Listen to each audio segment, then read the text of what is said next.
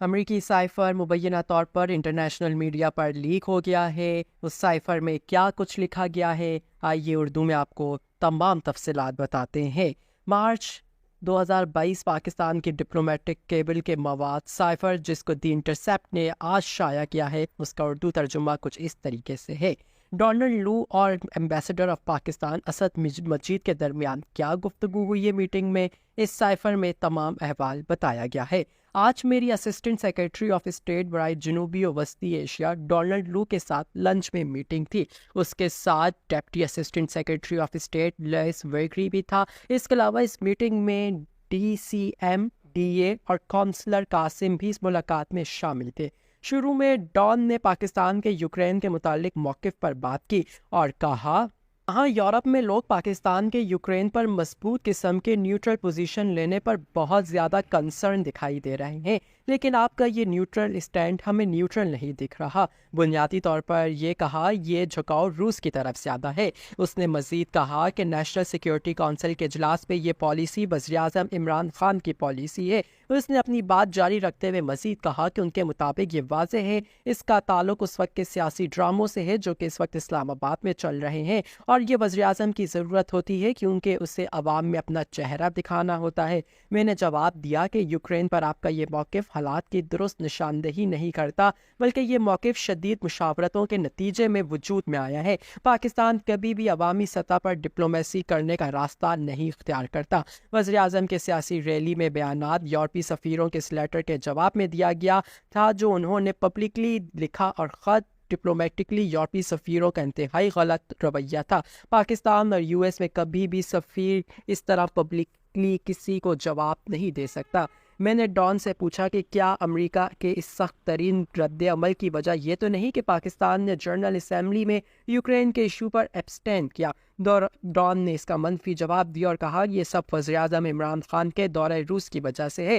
انہوں نے مزید کہا کہ اگر پاکستان میں عدم اعتماد کامیاب ہو جاتی ہے تو واشنگٹن سب معاف کر دے گا، اور واشنگٹن میں روس کا دورہ صرف اور صرف عمران خان کا ذاتی فیصلہ سمجھا جا رہا ہے۔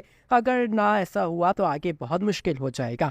اس نے بولتے ہوئے تھوڑا وقفہ لیا اور کہا، مجھے نہیں پتا کہ یورپ میں اس دورہ روس کو کیسے دیکھا جائے گا، لیکن ان کا ریئیکشن بھی اس سے مختلف نہیں ہوگا۔ اس نے مزید کہا کہ اصل میں مجھے لگتا ہے کہ عمران خان نے دورہ روس کا فیصلہ بیجنگ میں اولمپکس گیمز کے دورے کے دوران بنایا، اور اس وقت بھی وزیراعظم نے پیوٹن سے ملاقات کرنے کی کوشش کی تھی جو ناکام رہی، اور پھر یہ خیال کیا گیا کہ وہ ملاقات کے لیے ماسکو جائیں گے۔ میں نے ڈان کو بتایا کہ یہ بالکل ہی غلط تصور ہے۔ ماسکو کا دورہ کم از کم کچھ سالوں سے پلاننگ میں تھا، اور یہ مسلسل ادارائی مشاورت عمل کا نتیجہ ہے۔ میں نے زور دے کر کہا کہ جب وزیراعظم ماسکو کے لیے جا رہے تھے تو اس وقت روس کی طرف سے یوکرین حملے کی شروعات نہیں ہوئی تھی، اور اب یہ معاملہ پرامن طریقے سے حل کرنے کی امید تھی۔ میں نے ڈان کو یہ بھی بتایا کہ یورپی ممالک کے رہنما بھی اس وقت کے دوران ماسکو کے سفر پہ تھے، تو ڈان نے مداخلت کی۔ ان کے دورے کا مقصد تو یوکرین سے جڑے مسائل کا حل تلاش کرنے کے لیے تھے، جبکہ وزیراعظم عمران خان کا دورہ دو طرفہ معاشی وجوہات کی بنا پر تھا۔ میں نے ڈان کی توجہ اس امر کی طرف دلائی کہ وزیراعظم نے ماسکو رہتے ہوئے بھی اس موقع پر تشویش کا اظہار کیا اور اس مسئلے کو پرامن طریقے سے ڈائیلاگ کے ذریعے حل کرنے کی ضرورت پر زور دیا۔ میں نے زور دیتے ہوئے کہا کہ وزیراعظم کا وزٹ مکمل طور پر دو طرفہ معاشی صورتحال پر تھا۔ اس کا مقصد کسی طرح بھی روس کی یوکرین پر حملے کی حمایت نہیں تھا۔ میں نے کہا کہ ہماری پوزیشن یہ ظاہر کرتی ہے کہ ہم نے ہر سائٹ پر بات چیت کا دروازہ کھولا رکھا ہوا ہے۔ ہمارے اسپوکس پرسن کے اقوام متحدہ میں بیانات مکمل طور پر UN کے چارٹر کے اصولوں کے مطابق ہے، جس میں ہماری طرف سے کسی بھی قسم کی دھمکی کا استعمال نہ کرنا، نہ ہی کسی قسم کا فورس کا استعمال، اور نہ ہی کسی ملک کے اندرونی معاملات میں مداخلت کرنا شامل تھا، اور نہ ہی پیسیفک ڈسپیوٹ میں مداخلت کرنا ہمارے منشور میں شامل ہے۔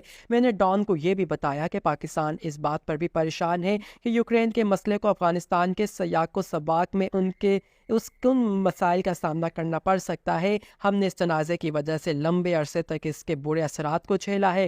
ہمارا مشن افغانستان میں امن و استحکام لانا، جس کے لیے تمام بڑی قوتوں کے ساتھ تعلقات کو نارمل رکھنا ہے، اور اس میں روس بھی شامل ہے۔ اس پہلو کو مد نظر رکھتے ہوئے ہمیں ہر قسم کے رابطوں کے لیے راستے کو کھلا رکھنا ضروری ہے۔ یہ فیکٹر بھی ہمارے یوکرین کے مسئلے پر پوزیشن کو سمجھنے کے لیے کافی ہے۔ میری اس بات کے حوالے سے بیجنگ میں ٹرائیکا کی ملاقات کے بارے میں بات کرتے ہوئے ڈان نے جواب دیا، واشنگٹن میں مذاکرات ہو رہے ہیں، کیا امریکہ اس تناظر میں مذاکرات میں شرکت کرنی چاہیے یا آنے والے انٹالیا کے ملاقات میں روس کے نمائندوں کے ساتھ ملاقات کرنی چاہیے، کیونکہ ہماری توجہ اب صرف یوکرین پر ہے۔ میں نے جواب دیا کہ یہی ہمارے خوف کا باعث ہے، ہم نہیں چاہتے کہ یوکرین کا مسئلہ افغانستان کی طرف اپنی توجہ منتقل کرے۔ ڈان نے کوئی تبصرہ نہیں کیا۔ میں نے ڈان کو بتایا کہ ایسے ہی ہے جیسے انہوں نے کیا، میں بھی اپنی رائے کو سراہتے ہوئے پیش کروں گا۔ میں نے کہا کہ پچھلے 1 سال میں ہم نے مسلسل طور پہ محسوس کیا ہے کہ امریکہ کے رہنماؤں کی طرف سے ہمارے رہنماؤں سے تعلق قائل کرنے میں ایک ہچکچاہٹ کی وجہ سے ان تعلقات کو مضبوط کرنے کا امکان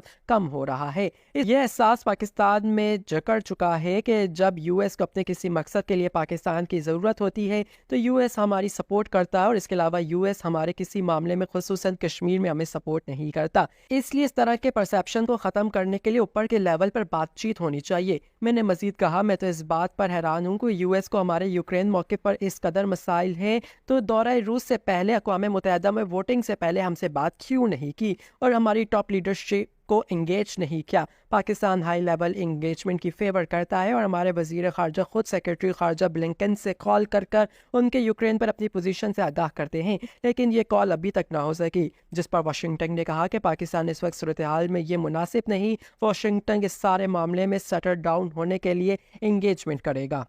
میں نے اس بات پر زور دیے رکھا کہ تمام ممالک کو ایک پیچیدہ صورتحال میں جیسے یوکرین کے معاملے میں کبھی سائڈ کو منتخب نہیں کرنا چاہیے اور سیاسی رہنماؤں کی سطح پر فعال دو طرفہ رابطوں کی ضرورت بڑھانے پر زور دینا چاہیے۔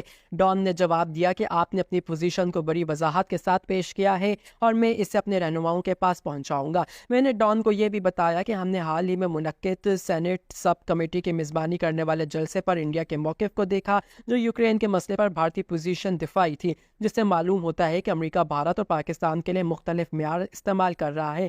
ڈان نے جواب دیا کہ امریکی قانون سازوں نے بھارت کے اقوام متحدہ میں ایبسٹین کو بڑا سیریسلی لیا ہے۔ میں نے کہا کہ میں نے یہ سنا ہے کہ امریکہ بھارت سے پاکستان کے مقابلے میں زیادہ کی توقع رکھتا ہے، لیکن پھر پاکستان یوکرین کی پوزیشن پر بہت زیادہ پریشان ہوتا ہے۔ ڈان نے بات گھما دی اور جواب دیا کہ واشنگٹن بڑے حد تک امریکی بھارت تعلقات کو چین کے ساتھ کی روشنی میں دیکھتا ہے اور بھارت کے ماسکو کے ساتھ قریبی تعلق ہے۔ انہوں نے اپنی بات میں اضافہ کیا کہ میں سوچتا ہوں کہ جب تمام بھارتی طالبہ یوکرین سے باہر نہیں ہو جاتے، بھارت کی پالیسی میں تبدیلی دیکھی جائے گی۔ میں نے امید کا اظہار کیا کہ وزیر اعظم کے روس کے دورے کے مسئلے سے ہمارے آپس میں تعلقات پر کوئی اثر نہیں پڑے گا۔ ڈان نے جواب دیا کہ میں اب بھی کہتا ہوں کہ اس دورے نے ہمارے تعلقات میں مزید ڈینٹ ڈال دیا ہے۔ چند دنوں کا انتظار کریں تاکہ دیکھا جا سکے کہ سیاسی صورتحال میں کیا تبدیلی آتی ہے، جس کا مطلب ہوتا ہے کہ ہماری پوزیشن پر بڑا اختلاف نہیں ہوگا اور اس اختلاف کو دور کر دیا جائے گا، وگرنہ ہمیں اس مسئلے کا سامنا کرنا ہوگا اور اس کو کسی طریقے سے مینج کرنا ہوگا۔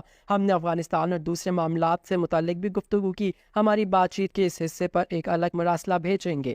اسسمنٹ میں کچھ اس طریقے سے لکھا گیا ہے، ڈان نے اتنا سخت ڈی مارش ہمیں وائٹ ہاؤس کے اپروول کے بغیر نہیں دیا، جس کا اس نے بار بار ذکر کیا۔ واضح طور پر ڈان نے پاکستان کے اندرونی معاملات میں مداخلت کی کوشش کی ہے۔ ہمیں اس پر ریئیکٹ کرنے کی ضرورت ہے اور ہمیں اس پر اسلام آباد میں امریکی سفیر کو بلا کر اسے ڈی مارش دینا چاہیے۔